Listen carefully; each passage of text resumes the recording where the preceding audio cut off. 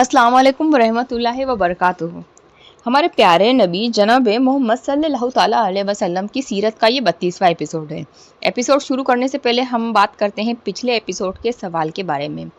तो पिछले एपिसोड में मैंने आप लोगों से पूछा था कि अबू तालिब ने उस वक्त क्या कहा था जब उस वक्त बारिश की दुआ करवाई जा रही थी, बारिश की दुआ कर रहे थे और अबू तालिब ने बच्चे मोहम्मद का हाथ पकड़ा हुआ था और अचानक से बादल आ गए और अचानक से बारिश आ गई। तो अबू तालिब ने कहा कि ये खूबसूरत है और इनके चेहरे से बारिश का फैज़ान तलब किया जाता है और ये यतीमों और बेवाओं के मुहाफिज हैं। तो ये था पिछले एपिसोड के सवाल का जवाब। तो अब हम स्टार्ट करते हैं एपिसोड नंबर 32। जब आपकी उम्र मुबारक 12 बरस 2 महीने 10 दिन की हुई तो अबू तालिब जो आपके चाचा थे, आपके सरपरस्त थे, आपको साथ लेकर तिजारत के लिए मुल्क शाम के सफ़र पर रवाना हुए।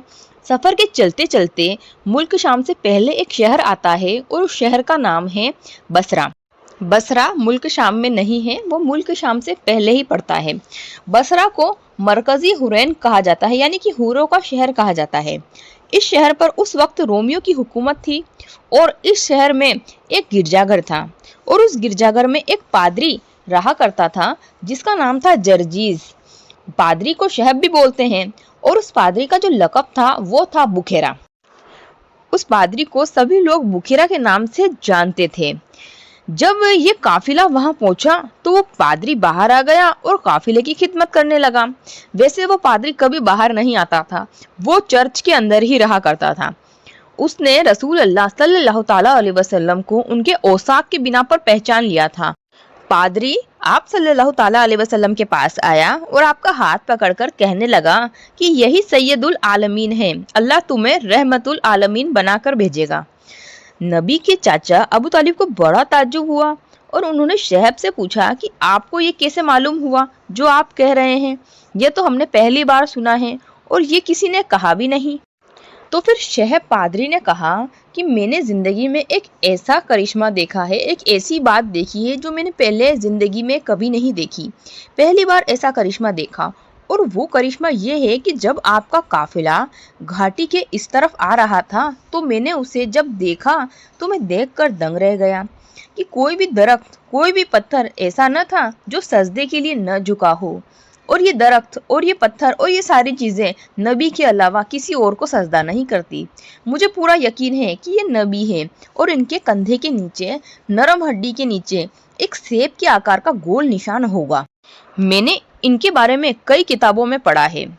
जब पादरी के कहे अनुसार रसूल अल्लाह सल्लल्लाहु ताला अलैहि वसल्लम को चेक किया गया तो पादरी शहब के कहने के हिसाब से वहां पर सेब के आकार का गोल निशान मिला जो कि कंधे के नीचे, नरम हड्डी के नीचे था। फिर उस पादरी शहब ने अबू तालिब को सलाह दी कि इन्हें वापस मक्का ले जाओ, मुल्क शाम मत ले जाना, वहां इन्हें यहूदियों से खतरा है। इसके बाद अबू तालिब ने चंद गुलामों के साथ नबी सल्लल्लाहु ताला अलैहि वसल्लम को मक्का भेज दिया और जब आपकी उम्र मुबारक 15 बरस की हुई तो जंग फुज्जार पेश आई। इस जंग को फुज्जार इसलिए कहा जाता है क्योंकि जो साल के 3 महीने होते हैं वो बड़े मुबारक और हुर्मत के महीने होते हैं, उनमें जंग नहीं होती। ये जंग उन हुर्मत के महीनों में की गई थी, यानी कि उन नियमों को तोड़ा गया था और इस जंग में हरम व हराम दोनों महीनों की हुर्मत चाक की गई थी। ये जंग 2 ग्रुपों के बीच हुई थी। पहला ग्रुप तो था कुरैश प्लस कनाना और दूसरा ग्रुप था केस एलान। कुरैश कनाना का कमांडर था हरब बिन उमैया। इस जंग में कुरैश की जीत हुई। पहले तो कुरैश और कनाना का पलड़ा भारी था और फिर केस एलान का पलड़ा भारी हो गया, लेकिन जीत कुरैश की हुई। हमारे नबी ने भी इस जंग में शिरकत करी थी और वो अपने चाचाओं को तीर थमाया करते थे। हमारे नबी ने पहली जंग फुज्जार में शामिल होने का शरफ हासिल किया था। तो आज का एपिसोड यहीं पर खत्म होता है। आज का सवाल इस तरीके से है कि उस पादरी शहब ने उस गोल निशान को क्या कहकर पुकारा था। इसका जवाब आप कमेंट्स में देना। आप लोगों को वीडियो अच्छी लगी हो और आप लोगों को बिल्कुल आसान भाषा में सीरत नबी समझाई जा रही है, आप लोगों को वीडियो अच्छी लगी हो तो चैनल सब्सक्राइब करें, एक बार ही सही वीडियो को शेयर करें और वीडियो को लाइक करें। मिलते हैं और अगले एपिसोड में। अल्लाह हाफिज़।